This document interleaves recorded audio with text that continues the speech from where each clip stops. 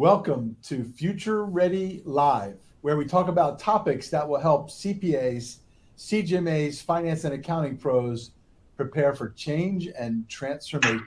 I'm your host, Tom Hood, the EVP for Business Engagement and Growth at the AICPA SEMA, the largest association of professional accountants, CPAs and CGMAs in the world. Today, we're going to be talking about the joy of accounting. Yeah, you heard that right, the joy of accounting, making accounting and business easy to understand. So joining me is Peter Frampton, the CEO of WealthVox, author of Accounting Comes Alive, Color Accounting, now superseded by the Joy of Accounting. He's the co-developer of the Color Accounting Learning System, a groundbreaking educational system to teach critical accounting and business concepts to even non-financial people. Say hello, Peter. Tom, it's a real pleasure to be with you today. Thank you for the invitation. It's awesome to have you here. And I always like to start with why. So accounting is the language of business, the lingua franca, and yet it remains a mystery to most. So why do you believe financial communication is more important than ever now? So, yeah, Tom, I mean, it absolutely is the lingua franca. It's almost a cliche, isn't it? But what we often forget, us accounting finance professionals, is that people, how much jargon there is in the language, and it's a peculiar language, and people don't always understand it. Now, your question, of course, is, so why do we need to be understood? And, as accounting professionals, hey, we want people to get our good work. And we often forget as accounting professionals how much jargon we're really using. And we know that people are scared. Yeah, I think I can deliberately use the word scared of our work. And small business owners and even directors on boards of directors, they kind of stay away and they keep quiet and they don't want to make a fool of themselves. And, what professional wants their clients to kind of be scared of them and to stay away from them? So, not to mention, of course, Tom, that we're living in a more financial world than ever. Accounting used to be done in the back rooms on mainframe computers with professionals using jargon. Now, if everybody's doing accounting on their smartphones, QuickBooks is everywhere. Like we need everybody to understand our language. And one of the benefits to us professionals is going to be that they appreciate us more. Yeah. And I mean, every business, my background originally, I was a CFO. And every business relies on financial information, right? It's all about financials, whether it's budgeting, financial reporting, audits, you name it, and yet we're often not understood, and crazy concepts like depreciation and deferred revenue and all those things are just really hard for people to get sometimes. Tom, it's the original enabling business technology that started 500 years ago. Enabling technology in the sense that Google Maps, Google smartphones enable us to use Google Maps, which enabled Uber. So Uber exists because of this preceding technology. Yeah. And when double entry bookkeeping, which is one of the greatest social inventions of all time, when it became kind of published by, we all know it, Pacioli, and who got rich on it? The Florentines got super rich on it, right? The Medicis. And then the Dutch cottoned onto it. Well, they started the Dutch East India Company because of double entry bookkeeping. You couldn't build a colony to the Spice Islands without double entry bookkeeping. So even the Mayflower had a constitution. You're going to keep books of records. If you're going to go to this place that's going to become known as America, you're going to keep books. Yep. Everybody got to know the language. Yeah, and so it's fascinating that how many people to this day really don't understand it, and often our profession isn't the greatest at helping people understand those concepts. So tell me some of the invisible pitfalls of communication financial professionals fall into. Tom, it's this idea of unconscious competence.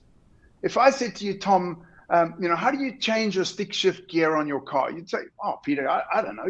I just do it. I don't know how I do it. I do it.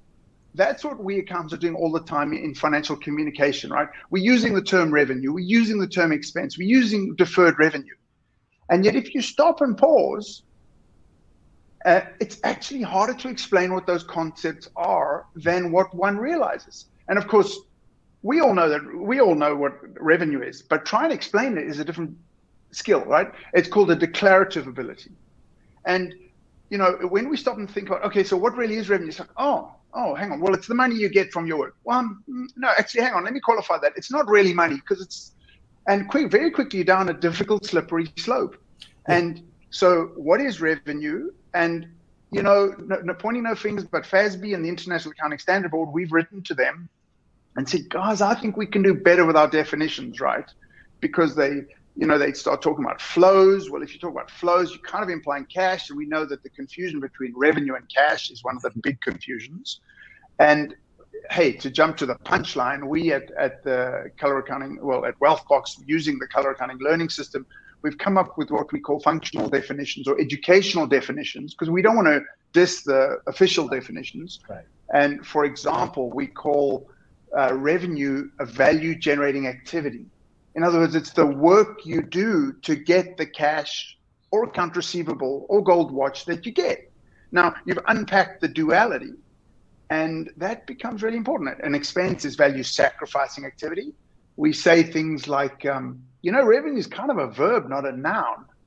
I mean, Tom, we're deeply into linguistics now. And a lawyer, we work with a lot of law firms. They love it because lawyers are good with definitions. And they hate the fact that they sit in pain next to us finance professionals. So, a lawyer said to me, oh, Peter, you've blown a fuse, man. You've blown a fuse in my brain. I mean, he knew it was a good thing. I was rewiring the brain that, no, revenue is what you do. Cash is what you get. You can get this without that. Love that. And listen, I remember when you visited me when I was at the Maryland Association of CPAs and our team, and it was a game changer. Like, I've been doing accounting my whole career, and yet I felt like I learned new ways of thinking about and communicating it. So it really was powerful, even for a seasoned vet, if you will. Exactly. Newbie or a layperson in the business world. It brings joy to my heart when smart folks like you, and seriously though, with credibility, say, "Oh yeah, there's merit in that." Yeah.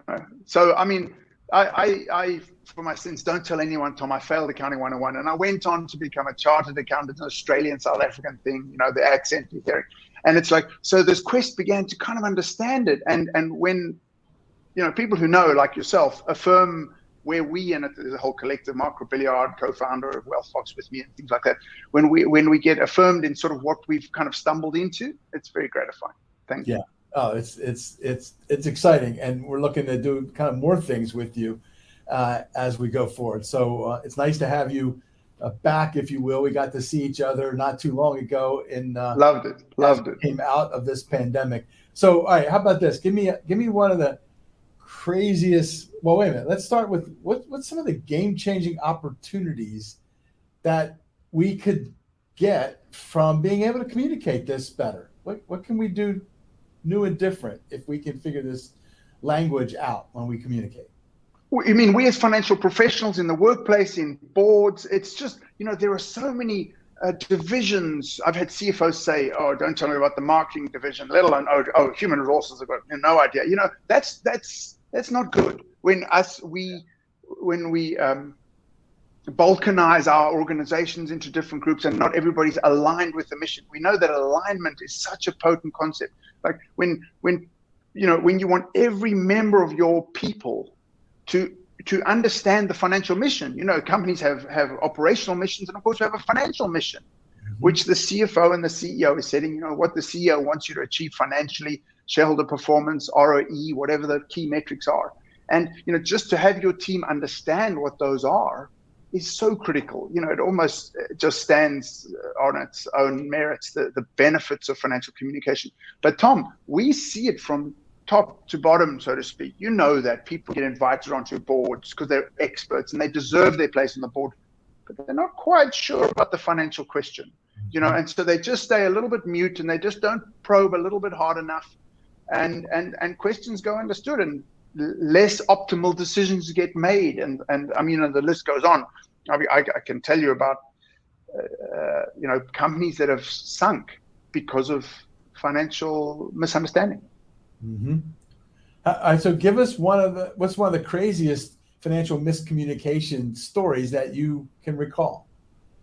I had a guy in a workshop once. He's an Australian actually, and he said when he got this, and we draw a diagram at the heart of the color accounting learning system is this diagram called the basis board, right? Basis is sort of acronymic or balance sheet income statement, and being able to see it in front of you with the linguistic definitions is a game changer, right?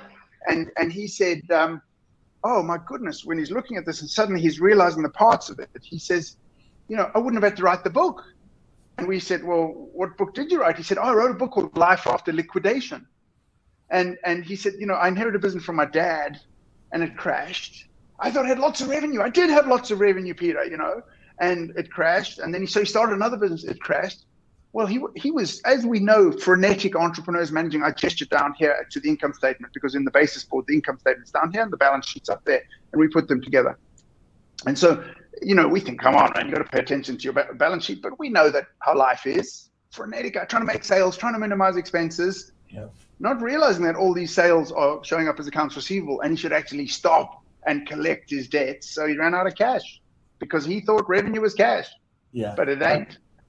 That's probably the biggest one that we see happen, right? It's so easy to have a fast growing company and say, I'm making a lot of money, revenue over cost, but you're not getting enough cash flow. And we've all heard those stories. So that's probably the biggest Tom, to this.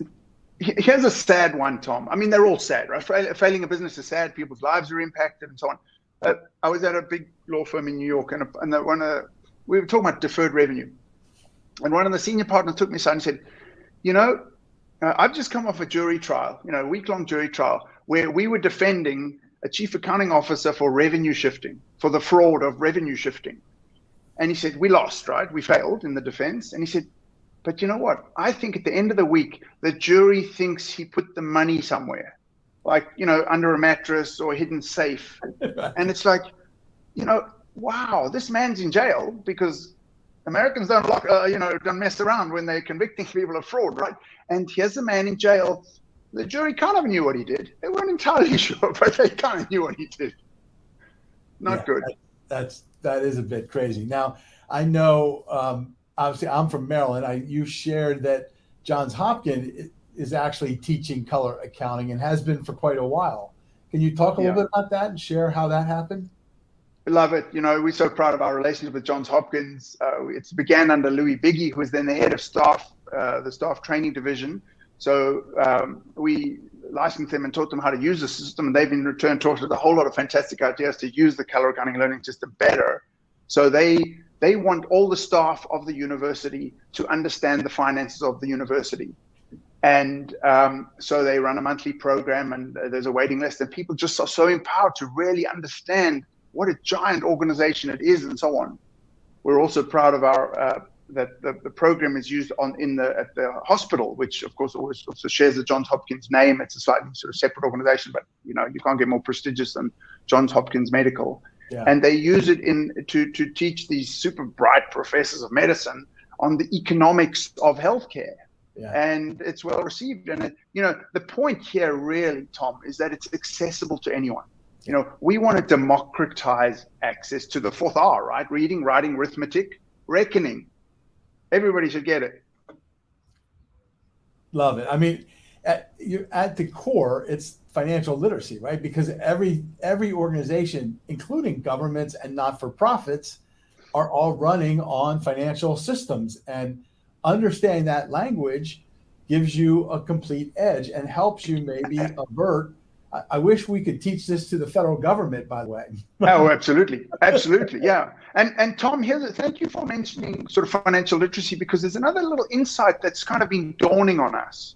And that's that financial literacy is such a broad tent. Mm-hmm. There's banking and credit card use and savings rates and economic macro theory, microeconomics underneath it. And yet what we've started to sort of advocate for is accounting literacy.